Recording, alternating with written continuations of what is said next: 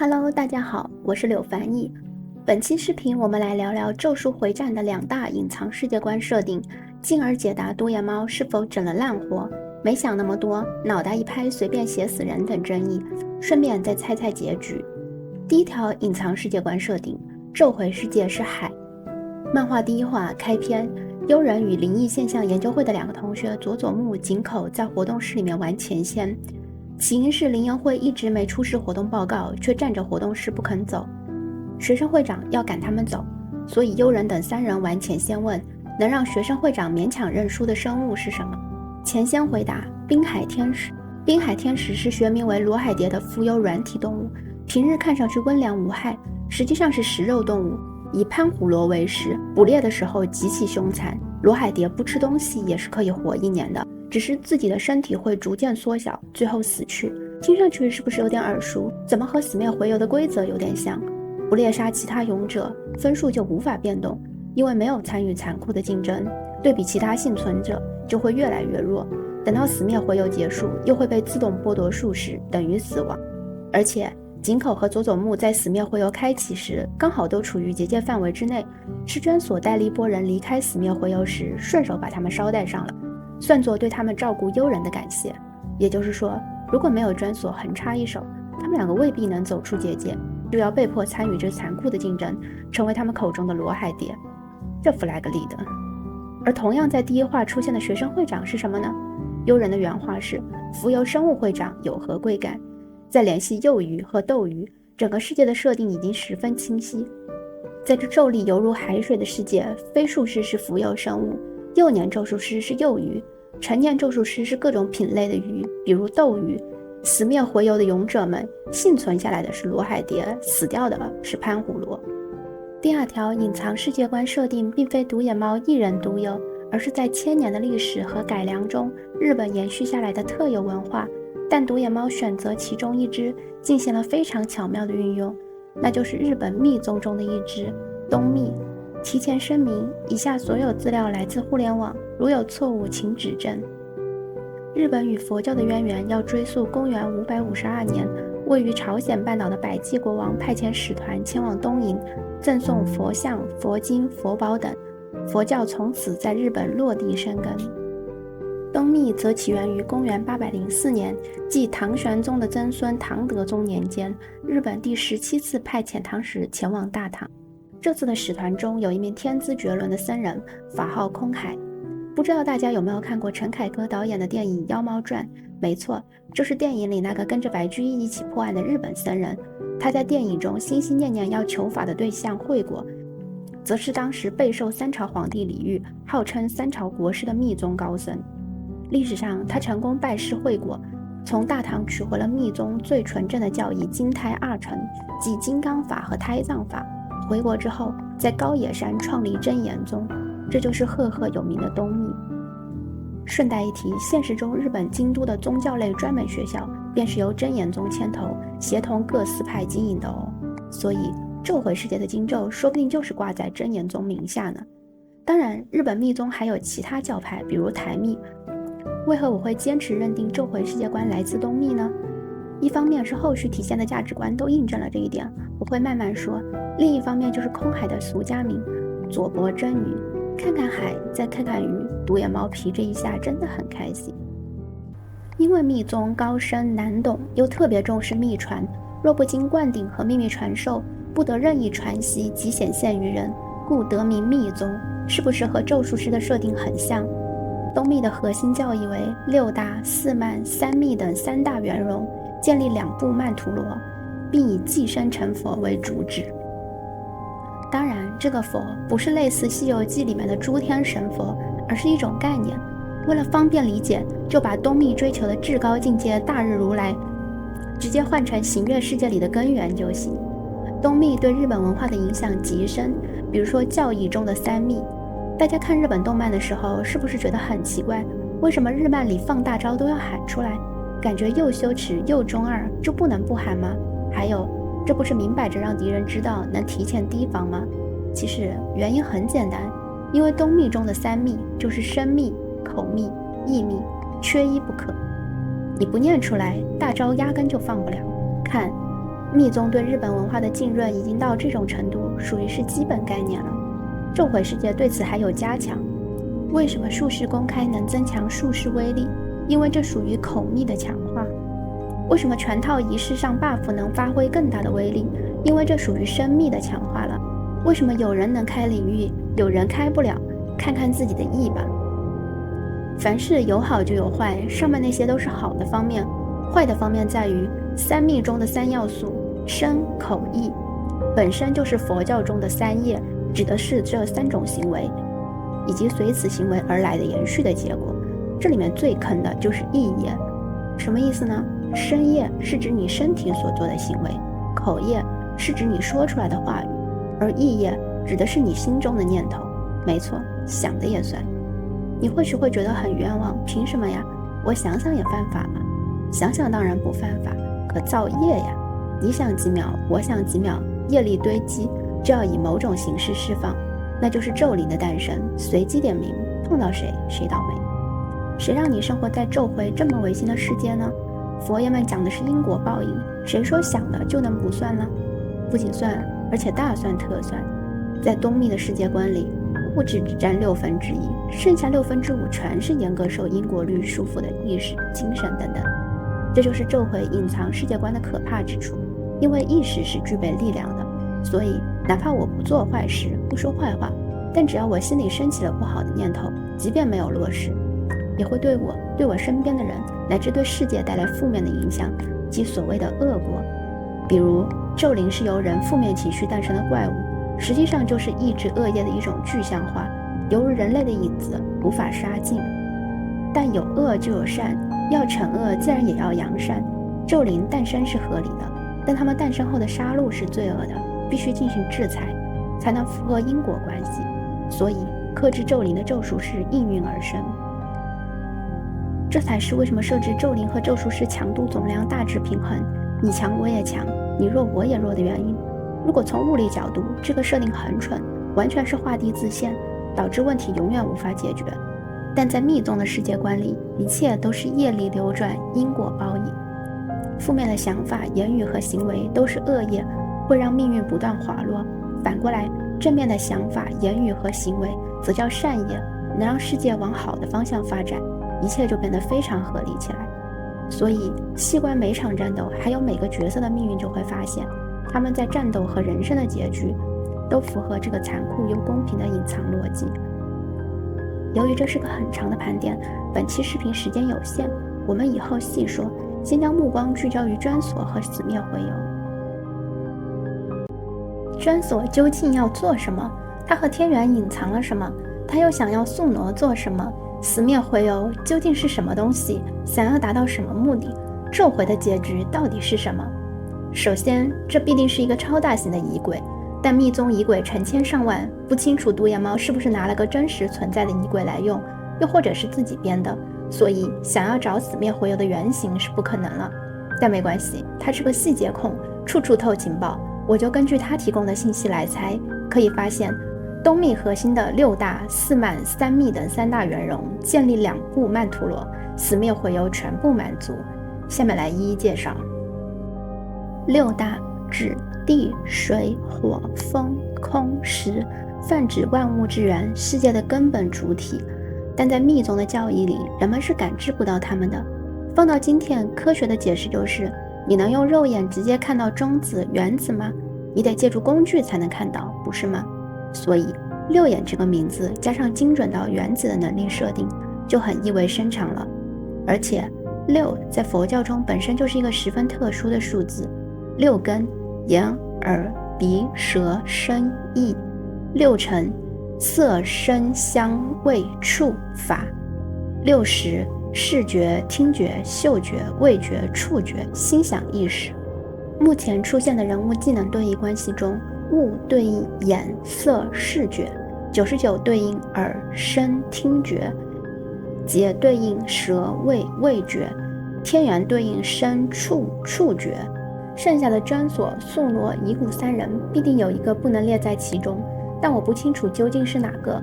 专锁只能依靠别人的尸体存续，宿傩曾经成佛，遗骨的复制术式和无限咒力，根据专锁的说法，来自挽留离乡魂魄这一束缚，都有不在这个循环里的理由，只能看后续情报揭秘了，谁才是最特殊的那个。好，既然六大理论上是感知不到的，那在密宗的世界观里，人类应该怎么才能感知到它们呢？当然要通过道具和方法了，即四曼。一为大曼陀罗，描绘佛陀形态，比如显现的色彩。放到咒回世界，我倾向于这个代指咒力，因为色彩必须用眼睛去看，而咒力的主要观察方式也是看，满足条件。二为三位耶曼陀罗，是指佛陀们手上的各种法器和手印，代指佛陀们的各种誓愿，即咒物、咒句、手印等。真所自己的名字也来自于观世音引渡世人的法器，满足。三为法曼陀罗，就是菩萨的真言、种子、记号等等，在咒回世界可以将之代换为术士，同样满足。四为结魔曼陀罗，看表面是指画像、塑像等，实际上代指佛陀的威仪、事业。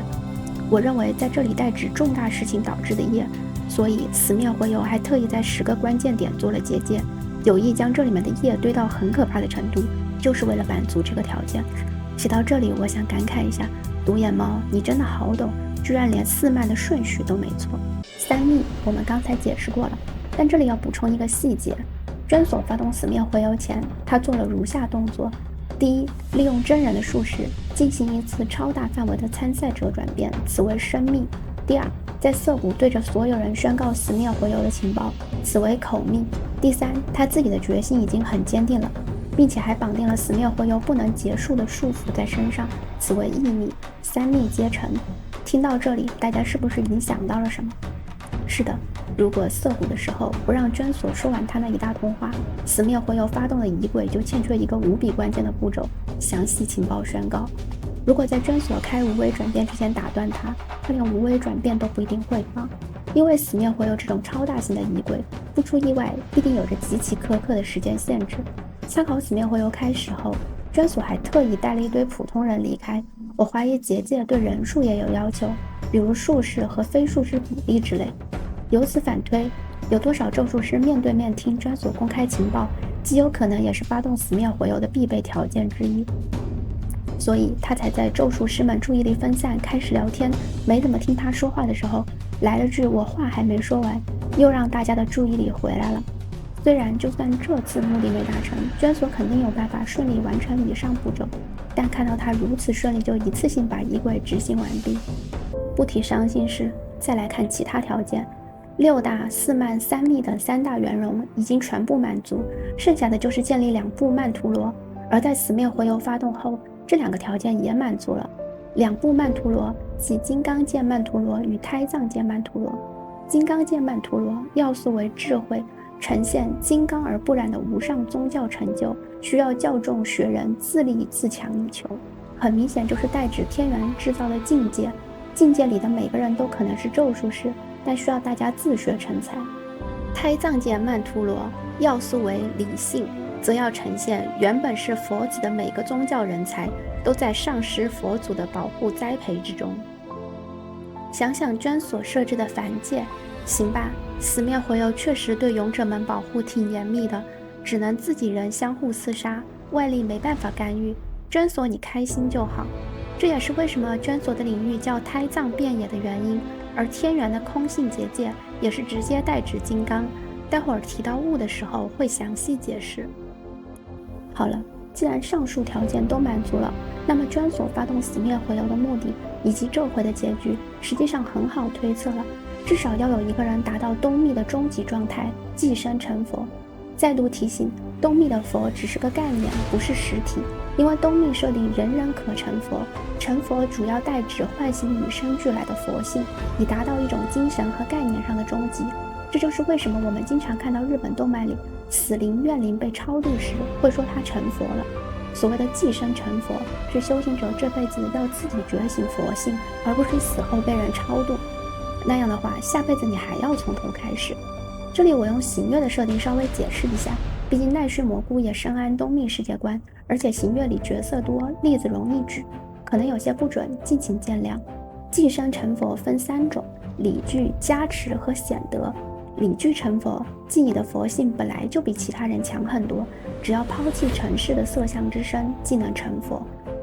放在行乐里，大概就是两仪式变成根源式，上天开挂，或者《西游记》里，唐僧本就是金蝉子转世，取了经就能功德圆满。放到咒魂世界里，稍微能类比的就是心浆体放弃自身躯体，与天元同化。加持成佛，是你通过大慈大悲之心修炼成佛，对人类来说是最难的，因为人类没有任何卦，只能以一己之身去实现救济的宏伟愿望。但同样，人类一旦修成，最终的境界和实力往往会比天生带卦的非人生物强。参考行乐世界的觉者和杀生院齐荒。最后一种则是相对而言最简单、最轻松、最有可能达到的方式，显德成佛，就是根据密宗的教义老老实实修行圆满，最后把自己活埋加不饮不食，用最极端的方式来考验自己的佛心，从而成佛。这个行乐里没例子，但犬夜叉里有，就是白灵山的白心上人，这是宿傩从前成佛的方式。理具成佛属于被钦定了，加持成佛，路歪了不影响成佛，参考杀生院齐荒，直接变魔性菩萨。只有显德成佛，才能留下类似的遗退，而且恰恰有可能是宿傩生前将自己饿死，堕天成为诅咒之王后才喜欢吃人。但也不能完全参考白心上人，因为白心上人迷茫动摇在成佛之前，宿傩则不然，他一定是先成佛再堕天，毕竟只有天人和佛陀堕落才能叫堕天，普通人那只能叫堕落。在这点上，独眼猫用词还是很精准的，只不过都不是好词罢了。在一个以惩恶扬善为基本世界观，严格受到因果律束缚的世界，负面效果或许会带来一时的提升，但对长久来说一定是不利的。必须支付的代价，即便现在不还，甚至长期不还，但在过去和未来必定会偿还。除非宿傩能在境界上继续升级，重新迈过让他成佛又堕天的坎，也就是独眼猫反复提到的爱，否则我不大看好他的结局。回到结局猜测，对走到目前的故事来说，娟所和天元的戏份已经结束了，只需要揭露一下他们的过去就可以领便当了。宿傩的戏份却还没结束，只有他这个从前真正成过佛的人，才能带动后续尤其是结局的剧情。但鉴于独眼猫很喜欢对应，而故事从堕天的寄生佛开始，我认为应该也要从新诞生的佛结束。以下是我的推测：第一，真所想要借助死灭回游达成的最终目标，就是创造一个前所未有的佛。看佛会不会度众生，又如何度众生？这符合他的名字，终究只是佛陀度化世人的法器。但他已经并不在乎出现的是伪佛还是邪佛，又怎么度众生，甚至可能会因为新佛本质还是咒灵，觉得很滑稽，很有意思。1亿人的意念，人类自己的选择，最终塑造这么个玩意。第二，幽人应该是宿傩上辈子的双生兄弟，而日本一直认为双生子是一个灵魂，并非独眼猫私设。如果这个猜测成立，那么幽人必定是宿傩一半的灵魂转世。虽然理论上灵魂要完整才能转世，可宿傩或许是因为成佛后又堕天，很可能灵魂被撕裂为2部分。倘若真是这样的话，幽人或许能实现理具成佛的可能，因为他上辈子已经用显德成佛的方式成过了嘛，这辈子佛性肯定比别人强，可以试试理具成佛，这才是他最大的卦。若能看破迷障，真正知道自己该做什么并且去做，对世界的影响是善业而非恶业，就能符合他在众人的目光之中死去这个 flag。 上辈子没有做完甚至背道而驰的事情，这辈子坚持做完，哪怕死去，已经算绝对的好结局了。但反之，如果他没能弄清楚自己的内心，继续是现在这个状态，情况就不大妙。反过来增强宿傩是肯定的，下一次的代价只会比这一次更惨，绝对不会更好。因为密宗的世界一向讲究平衡，是你 buff 越多，卦越多，就等于提前预知的越多，你需要背负的东西就越沉重，面对的困境就越多，难度也远远胜过其他人，你做到的成绩也必须强于所有 buff 不如你的人。这就好比同一场考试，其他人没挂等于 B 卷，只考了60分及格了，将就着过了，不一定挨打。你有挂约等于开卷居然只考90分，铁定是要被毒打的，你得考120，把卷面上没有的附加题也解出来才行。例如咒术师之间的束缚，本质上就是一种宏愿，通过违心的誓愿让自己更强，给自己加挂加 buff， 但对自己的约束和限制也更多。如果没完成必须做到的事情，等因果律来收利息的时候，就是高利贷式的利滚利了，结局会凄凉到难以形容。幽人就是那个没意识到自己心境上的缺陷，导致大考次次都考90分左右，接连被宿傩坑了3回，一次比一次惨的人。而且他还是没跨过这个坎，接下来的第4次选择肯定还是没办法做到最好，依旧会被坑。但我还是希望幽人后续能跨过去，真正成长的。目前看来，这个契机是在藏相身上。第3，5条悟是目前咒回所有角色里距离佛这个境界最近的人。1，我们先前已经阐述过六眼这个设定的特殊性。2，它名字就叫悟，悟在佛教里可太重要了，觉悟、开悟，一切的基础，一切的终极，佛教术语里最顶尖的好词。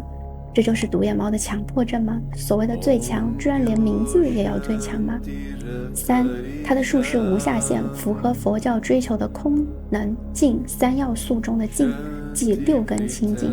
是的，就是《西游记》里3人的法号，也是第一种成佛方法的必备条件。当然，根据上述 buff 越多，预知越多的设定，悟和幽人要面对的问题是一样的。普通人做到60分才算及格，咒术师必须做到80分，强大的咒术师则要100分，而对他们2人来说，120分才能确保及格。而悟当然也踩了一些坑，但他交出来的答卷是很好的，基本上都做到了极致，这里打个150分。1，无下限虽然象征6根清净，也仅仅是象征而已，必须全自动才算达成圆满，否则还是会被抓住破绽，就像圣尔袭击悟之前把悟的精神拖到极其疲惫一样。